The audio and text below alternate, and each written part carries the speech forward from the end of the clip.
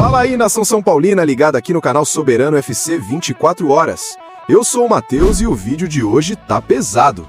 Tem clássico contra o Palmeiras hoje com escalação cheia de dúvida, Paulistão ligando sinal de alerta, Crespo pressionado ou respaldado? No mercado, Marcos Antônio vira alvo do Flamengo, Alisson fechado com o Corinthians com valores e metas reveladas, e Casemiro livre no mercado. Nos bastidores, rescisão do Oscar, Muricy saída, Rafinha perto de voltar, diretoria em mudança e o Conselho Fiscal de olho no cartão corporativo. Então já deixa o like, se inscreve no canal, ativa o sininho e bora pro vídeo.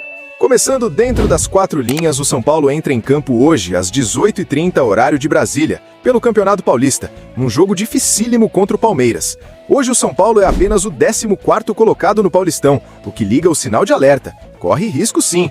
E a partir da próxima quarta-feira começa o Campeonato Brasileiro, ou seja, duas competições simultâneas logo no início da temporada. Não tem margem para poupar, não tem margem para perder ponto. Tem que ir com o que tem de melhor.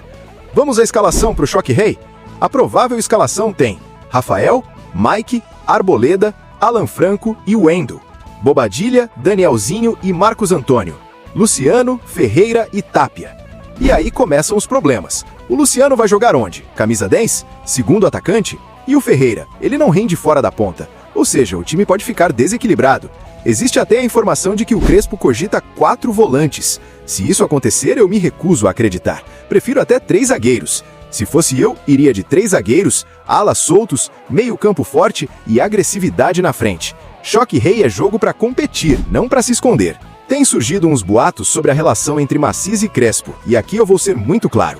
É ótima. O Maciz deu respaldo total ao Crespo. Esteve com ele no Super CT, assistiu o jogo da Copinha ao lado do treinador, conversou, trocou ideias. Não existe crise, não existe fritura, não existe intenção de troca agora. O próprio Maciz disse aos jornalistas: não acreditem em fake news. Minha relação com o Crespo é ótima. E ele fica. Críticas, claro que podem existir. Contra a Portuguesa, o Crespo errou e o resultado passa por ele. Agora, falar em demissão é completamente fora da realidade.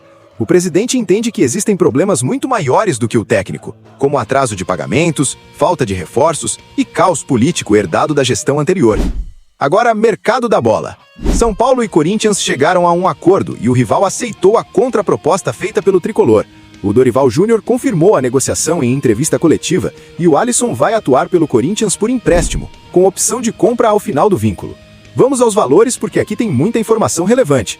O São Paulo vai receber 1,5 milhão de reais pela cessão do jogador, sendo 1 milhão à vista, pago imediatamente, e outros 500 mil reais de forma parcelada ao longo deste ano. Além disso, o contrato prevê metas claras. Se o Alisson atingir 25 jogos com pelo menos 45 minutos em campo, o Corinthians terá que pagar mais 2 milhões de reais ao São Paulo. Ou seja, o tricolor pode embolsar pelo menos 3 milhões de reais apenas entre empréstimo, metas e bônus, sem contar a opção de compra. Falando nela, a opção de compra está fixada em 2,5 milhões de euros, algo em torno de 15,5 milhões de reais na cotação atual. Durante todo o período do empréstimo, o Corinthians assume 100% do salário do jogador, o que também ajuda a aliviar a folha do São Paulo. E tem mais, caso o Alisson entre em campo contra o São Paulo, o Corinthians terá que pagar uma multa de 2 milhões de reais para liberá-lo. O Alisson tem contrato com o São Paulo até o fim do ano que vem. Não vinha sendo utilizado justamente por conta dessa negociação, e agora passa a defender o maior rival, a pedido direto do Dorival Júnior. A reação da torcida foi imediata, e muita gente já está chamando o jogador de novo Judas. E aí, você acha que ele entra nessa lista? Sobre a novela envolvendo Marcos Antônio, informação do Vene Casagrande dá conta de que na sexta-feira à noite, o Flamengo fez contato oficial com o São Paulo, manifestando interesse na contratação do jogador. A resposta do tricolor foi direta: não temos interesse em negociar o Marcos Antônio. O São Paulo quer a permanência do atleta. Do lado do Flamengo, existe um otimismo baseado em conversas com o jogador. Mas acordo com o jogador não significa acordo com o clube. O Flamengo entende que algo entre 7, 8 ou até 9 milhões de euros poderia viabilizar a negociação. Mas não existe proposta oficial. O São Paulo não quer envolver outro jogador, não quer abatimento, não quer conversa paralela. Marcos Antônio só sai por uma bala, algo na casa de 20, 25 milhões de euros. Resumo da ópera: pelo que apurei, Marcos Antônio fica. Essa novela deve esfriar nos próximos dias. Sobre a situação do Oscar, o São Paulo conseguiu avançar bem na negociação da rescisão.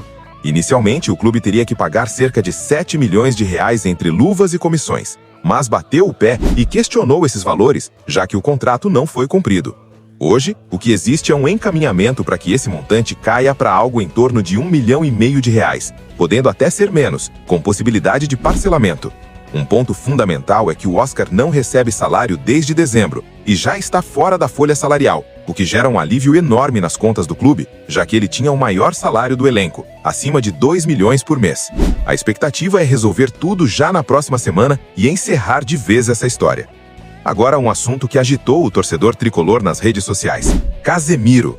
A saída dele do Manchester United ao final da temporada reacendeu o sonho de muitos torcedores, já que ele ficará livre no mercado.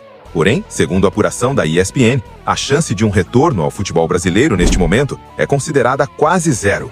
A preferência do jogador segue sendo a Europa ou, em segundo plano, a MLS. Ele chegou a receber ofertas da Arábia Saudita, mas não se animou com esse destino.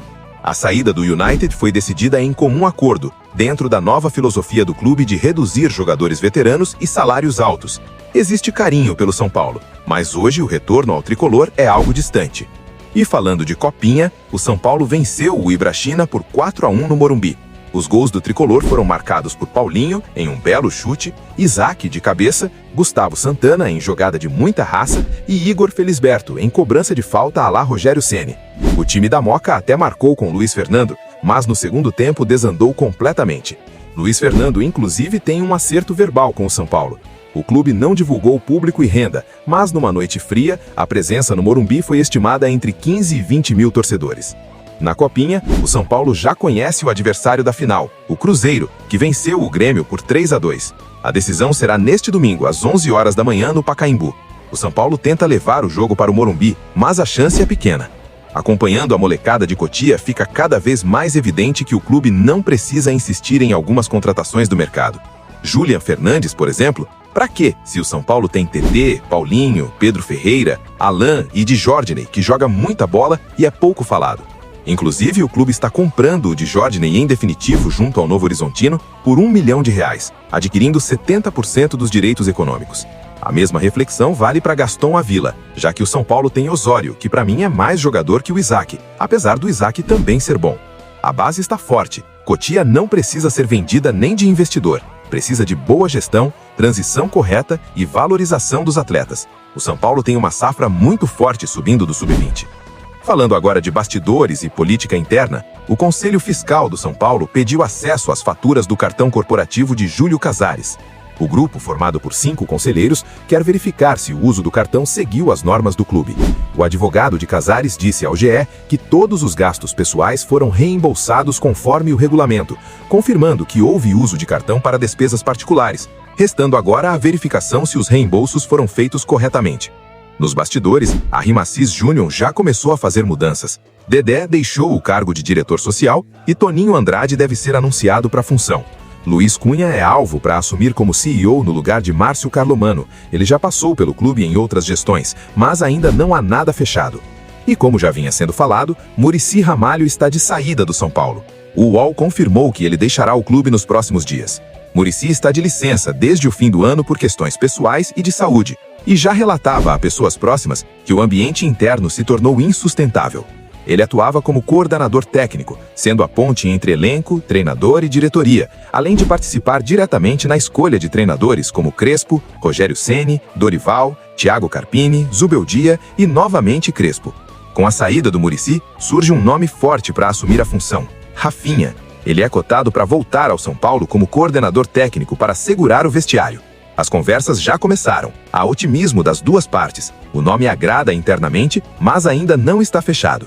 E aí, você acha uma boa a volta do Rafinha nessa função? Comenta aí. É isso. Obrigado para quem ficou até aqui. Deixa o like, comenta, compartilha, se inscreve no canal e ativa o sininho. Quero saber o palpite de vocês para o clássico contra o Palmeiras e qual seria a escalação ideal. O meu palpite é 2-1 para o São Paulo. Forte abraço, é nóis e, como sempre, vamos São Paulo!